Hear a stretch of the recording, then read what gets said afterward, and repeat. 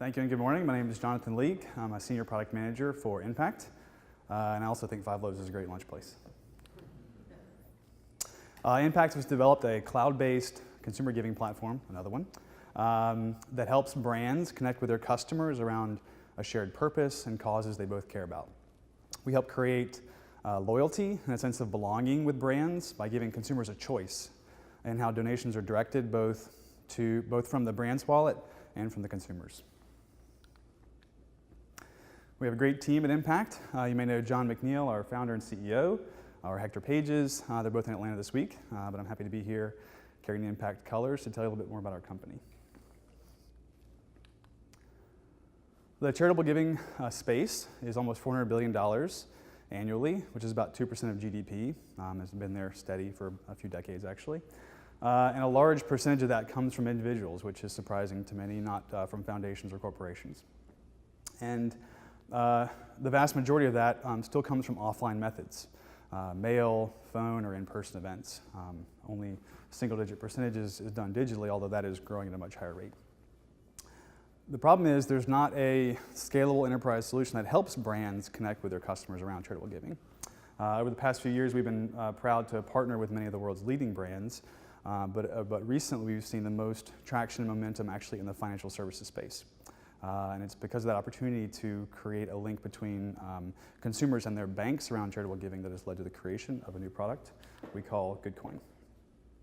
GoodCoin is an online donation platform that helps cardholders centralize their charitable giving as part of their banking experience. So let's take a look. Our white-labeled online donation portal allows banks to quickly set up a donation platform for their customers where they can search local and national charities. They can make one-time or recurring donations. They can participate in matching offers with their bank to help their dollar go a little bit further. And they can centralize their tax receipting to help with the filing process. We're not only helping to connect cardholders with their banks, we're helping to spotlight smaller charities that have difficulty oftentimes reaching this level of a donor base. This is a little bit about how GoodCoin adds value for our customers. Our solution is hosted in Amazon Web Services, AWS. It's delivered through a responsive web design, and we offer APIs for our enterprise customers to customize the front end and handle back-end reporting. Our cause database is over 1.8 million strong, all vetted IRS tax-exempt organizations. We do invite them to participate in the platform through adding custom content and personalization to keep their donors informed on how things are going. For businesses, we handle a lot of the backflow processes. We partner with our partner organization called the GoodCoin Foundation, which is also a 501c3 nonprofit. They aggregate funds that have been donated through the platform and help distribute them out efficiently to charities. They also handle a lot of the local and state registrations and other legal and compliance matters for businesses. We've seen a lot of traction recently through our partnership with FIS. They are a global payment processor. We've gained access to their 4,600 banks and 72 million cardholders. They are reselling this as their charitable giving product. And in fact, we were just on stage with them at Money 2020 in October to announce the launch of this solution. Inpact handles all the services and support and onboarding, and we help fuel the customer success through our one-to-one interactions with them. The revenue model includes an upfront implementation fee, monthly per user subscription fee, and we do get 4% of donation revenue back from the GoodCoin Foundation as a platform fee. As for the current status of the business, we're projected to make about $900,000 this year, $3.5 million next year based on FIS projections for the charitable giving product. We've raised $1.5 million to date on a convertible note and looking for another $1.5 million by the end of the year, mostly going towards product development and supporting operations and sales. We're proud to have brought on some big names in the investment community. Sig Mosley out of Atlanta, Jim Stengel, well-known marketing expert, and Peter Hempstead, chairman of the board from Procter & Gamble, our chairman of the board. That concludes the pitch. As you can see, we're well on our way to our mission of growing the world's heart. Thank you for your time here, and look forward to taking your questions. Thank you, John.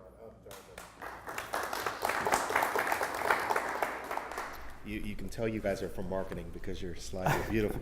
We have a great design team. Yes. A bit confused on GoodCoin. And I guess I need to ask a couple questions there. Is GoodCoin the platform, or is it just the brand of your product, and it's also a nonprofit? So what is it exactly? Yeah, GoodCoin is the name of the product.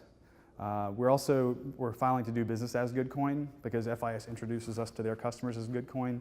Inpact is really our B2B brand, and GoodCoin is kind of the consumer brand. So we're going forward with that to banks. The platform is branded GoodCoin, but can be white labeled for banks so they can put their logo on the top. But all the donations route through the GoodCoin Foundation, which is a partner organization. So credit card statements will say GoodCoin Foundation, and then money gets routed to the charities from there. Did you all set up GoodCoin Foundation, or is that a third party that you found? We helped set it up. Yep, they have their own president. George Stevens is the president. Operates that on its own. Yeah, we have separate boards and everything.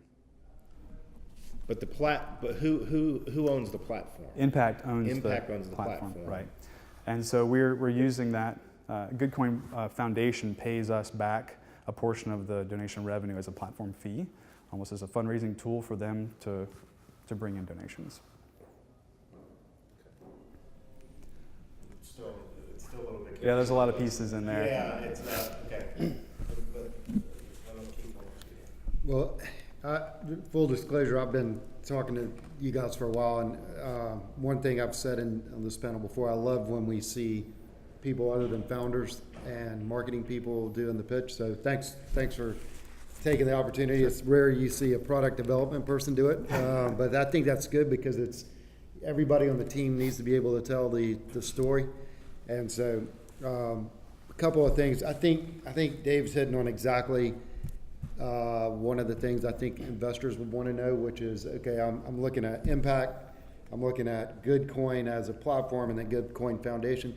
If I'm investing, am I investing in all of that, or is that going to get spun? Is GoodCoin Foundation going to have some value and get spun off? So I think from an investor point of view, that's got to be really, really tight, so what am I actually buying? And I understand that GoodCoin Foundation has to operate a little bit differently, right? But you don't want to ever have an investor who thinks they bought all three and they really only bought one.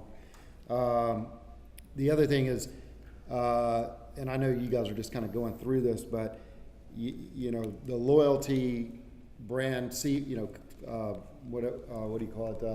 CSR or whatever, right. corporate social responsibility. That loyalty piece is very different than the fintech piece, and I know you guys are kind of trying to do both, but I think you almost need to have two different pitches. One that talks about the brand loyalty, and one that talks about the fintech.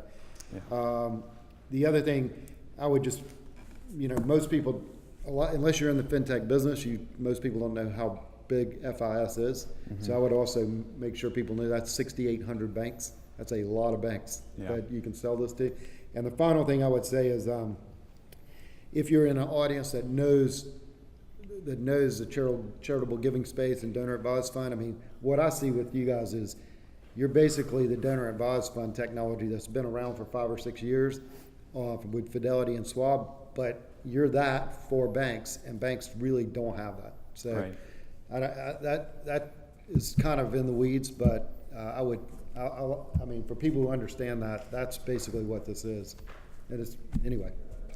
Yeah, we do get a lot of questions from the bank customers asking about the money flow. How does the donor advised fund work?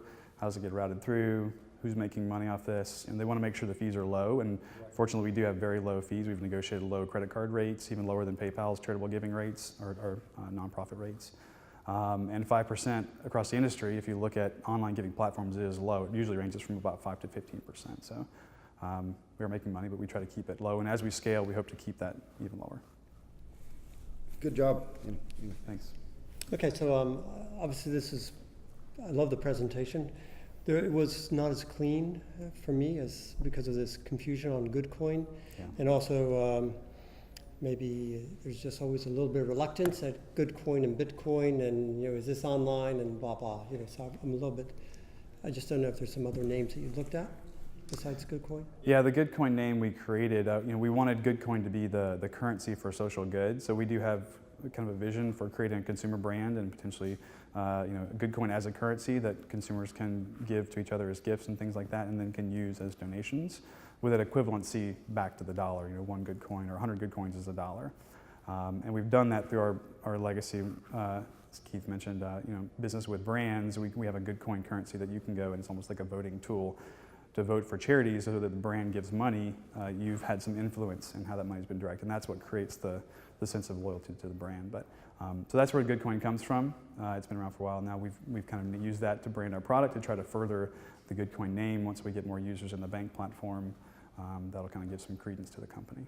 And also with the charity, if you got some banks, it would have been nice to see Wells Fargo Good Coin just as a picture up there. Yeah. So all of a sudden you get total credibility, whatever banks, how many banks you've already got on the system using it? Because you've got quite a few. It was just launched last month. We're working with FIS to get it out in their sales channels.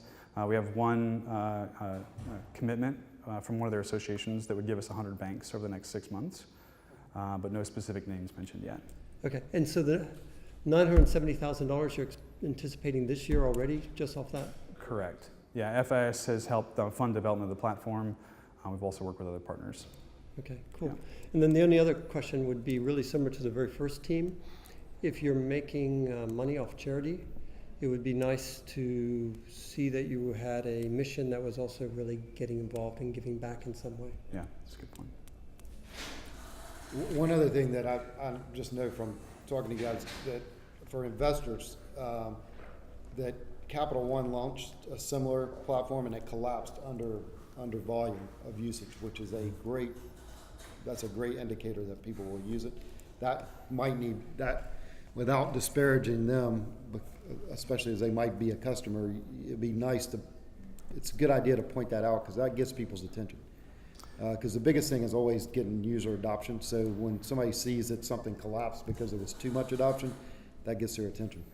Yep, and we're actually going to visit them next month to try to help them stand that back up. And there was a revenue number that you caught, this 970? 900,000 this year, yeah. How much? For 2017. I think it was 900,000 for Is 2017. that recurring revenue or is that project-based for It was setup? mostly project-based. It was project-based. Yeah. How about audience? Anybody got a question? Hey man, good job. It's very neat. Why, and you may have touched on this, but why, I guess back a little bit, it felt like two pages. It felt a little bit like, the colors and everything too, like the colors and the branding, it was Inpact, and then it was Good Coin. And I felt like I watched one for, 90 seconds and then another one for 3 minutes. So it's sort of why not just lead with Good Coin? Yeah, good question. Yeah, we've struggled with that ourselves. How do we position the B2B brand versus the kind of the consumer brand in Good Coin? It's kind of like Zelle, I guess, if you've heard of that, rolling out through Bank of America and other banks. And we want to be the Zelle for charitable giving. So Good Coin is our Zelle, even though Zelle has come an operating company that they use for their B2B. And as you as a consumer would never, or it's hard to find that name, but you can. But yeah, in an investor pitch, it's difficult to distinguish the two. Any other questions from the audience? You guys got any more? All right. Thanks a lot, John. Thank you. Thank you.